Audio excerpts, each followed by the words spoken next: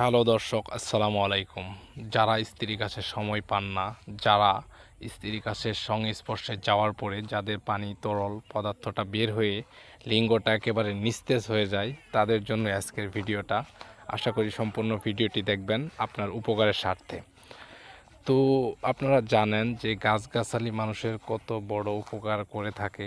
এক এক গাছে এক এক ধরনের উপকার হয়ে থাকে, কিন্তু আমরা অনেকেই জানি না, যাদেরকে বলি আমরা আবর্জনা। তো আমার এই চ্যানেলে আমি আমার কবিরাজি গাছন্ত যে কোন গাছে কী রোগ নিধন করা হয় এবং কোন গাছ কিভাবে ব্যবহার করলে এই রোগের কাজ করে, সম্পূর্ণ ভিডিওটি আমাদের এই চ্যানেলে পেয়ে থাকবেন। যারা নতুন দর্শক তারা অবশ্যই চ্যানেলটি সাবস্ক্রাইব করবেন।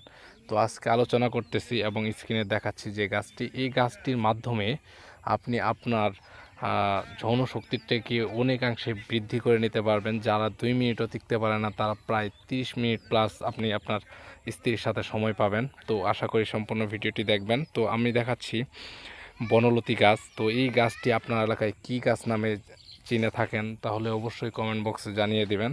তো এই বনলতি গাছটিকে আপনাকে কোমল পাতাগুলা সংগ্রহ করে নিতে হবে। পাতাগুলা সংগ্রহ করার পর ভালো করে বাটনা দিয়ে বেটে নিতে হবে। বেটে এখান থেকে যে রস আছে, সবুজ রসগুলো আপনি সংগ্রহ করবেন। সংগ্রহ করে একটা বাটিতে আপনি রাখবেন। তো আপনি আপনার পরিমাণ মতো, যেমন 7 দিন খেতে পারেন, এরকমভাবে রস সংগ্রহ করে সেটাকে ভালো করে আপনি ছাঁকনি দিয়ে ছেঁকে নেবেন। রসটা ছাঁকনি দিয়ে ছাঁকনার পর আপনি হাফ চামচ পরিমাণ মধু এবং হাফ চামচ পরিমাণ মকরধ্বজ, বাজারে যে কোনো দোকানে বললেই হবে মকরধ্বজ কি, ওখান থেকে হাফ চামচ পরিমাণ মকরধ্বজ এখানে ভালো করে মিক্সড করে আপনি 7 দিন খেতে পারেন এমন পরিমাণ আপনি সংগ্রহ করে আপনি একটা বোতলে ভরে রাখেন এবং সকালবেলা খালি পেটে আপনি খান। তারপর আপনি দেখতে পারবেন যে আপনার স্ত্রীর সাথে টাইমিংটা কত বেশি করতে পারবেন, 30 মিনিট প্লাস করতে